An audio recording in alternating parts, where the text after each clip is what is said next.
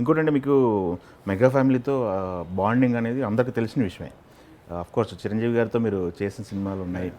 తర్వాత మళ్ళీ రామ్ చరణ్ గారితో కంటిన్యూ అవ్వటం, తండ్రి కొడుకులతో చేయటం ఎలా అనిపిస్తుంది? చిరంజీవి గారు దగ్గర నుంచి రామ్ చరణ్ గారు చూస్తే ఇద్దరు నాకు అన్నయ్యతో చేస్తే ఎలా ఉందో ఇప్పుడు చరణ్తో చేస్తే కూడా అలాగే అదే ఫీలింగ్.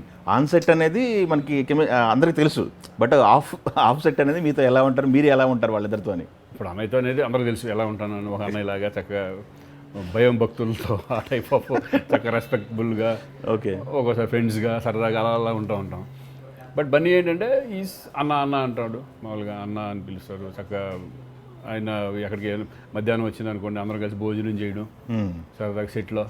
ఓకే, చాలా నేననే కాదు, చరణ్ ఏంటంటే ఏ ఆర్టిస్ట్ అయినా సరే ఒకే రకంగా బిహేవియర్, చక్కగా నీట్గా అందరినీ రిసీవ్ చేసుకోవడం, అందరితో మాట్లాడడం, వాళ్ళ యోగక్షేమాలు అడగడం, ఎలా ఉన్నారు ఇంట్లో అది ఇది అని అడగడం. ఓకే, దట్ ఈస్ అంటే కల్చర్.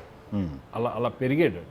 ఓకే, నేను అన్నయ్యతో చేశాను కదా 2 సినిమాలు ఆల్రెడీ, శంకర్ నేను చేశాను కదా. అది కాకుండా నేను నాకు తెలుసు, ఇంటికి వెళ్తూ ఉంటాను, ఆయన అందరితో ఎట్లా మాట్లాడతారు, అసలు ఏంటి అనేది మొత్తం నాకు తెలుసు కదా. ఇది సేమ్ చరణ్ కూడా అంతే. ఇద్దరిలో నాకు డిఫరెన్స్ ఏమి, నోట్లోంచి ఊడిపడినట్టే ఉంటాడు. వాయిస్ కూడా అలాగే ఉంటుంది కదా. అవును, వాయిస్ అలా స్టబ్బండ్ రాయల్టీ అది ఉంటో మెయింటైన్ చేయడం. నాట్ ఏ జోక్, అంటే ఒక పెద్ద స్టార్, మెగాస్టార్ ఒక కొడుకుగా ఆయనకి ఎన్నో లిబర్టీస్, అంటే ఇక లైఫ్ సెటిల్ అని అనుకోవచ్చు, కానీ అవును అలా ఉండదు. ఓకే, కష్టం ఆయన ఎంత కష్టపడ్డారో ఈయన అంతే కష్టపడ్డారు. Okay, very good.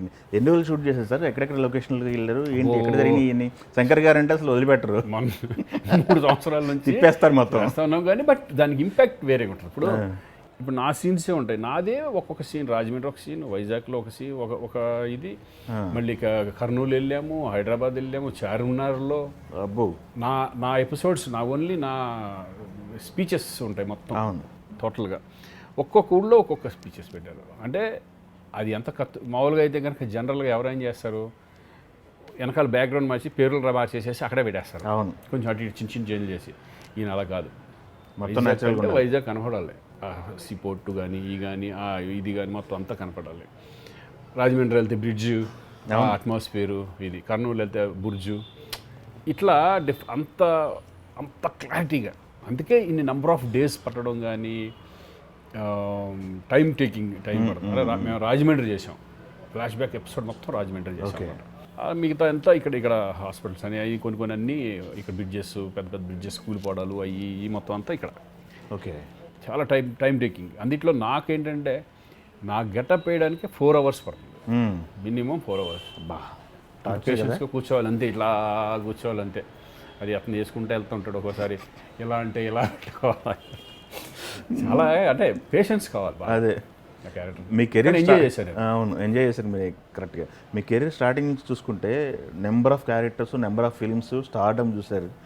ఇప్పుడు సెకండ్ ఇన్నింగ్స్, థర్డ్ ఇన్నింగ్స్ మీరు ఏదైనా అనుకోండి, బయట క్యారెక్టర్ చేస్తున్నారు, మంచి మంచి వేషాలు చేస్తున్నారు.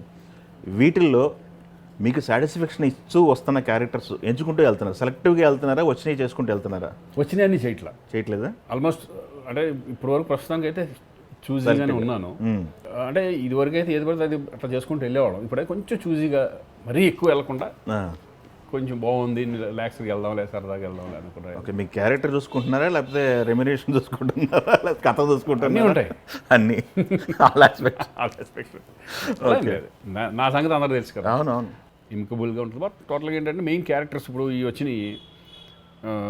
శంకర్ సినిమా వచ్చింది, దేవరా చేశాను, అఖండ చేశాను, అంతకుముందు స్కంద, ఇవన్నీ ఏంటంటే ఒక పెద్ద ఫిలిమ్సే వచ్చినాయి నాకు. అవును, రావడం పెద్ద ఫిలిమ్సే వచ్చినాయి. అవును, ఇప్పుడు చిన్నవి వచ్చేప్పటికి ఏమంటే కొన్ని నా క్యారెక్టర్స్ నచ్చక ఇప్పుడు వద్దులే దీంట్లో అనే ఫీలింగ్తో తప్పితే చేయకూడదనేం కాదు. ఓకే, కొన్ని క్యారెక్టర్స్ నచ్చక చేయట్లేదు కానీ, బట్ కొన్ని క్యారెక్టర్స్ ఇప్పుడు ఈ శంకర్ ఇది ఉందో గేమ్ చేంజర్, ఇది అవకాశం వచ్చినప్పుడు దీన్ని వదలలేను. అంతేగా, ఇది అదృష్టం. మిగతా అన్ని తోసేసి ఇది చేస్తాం.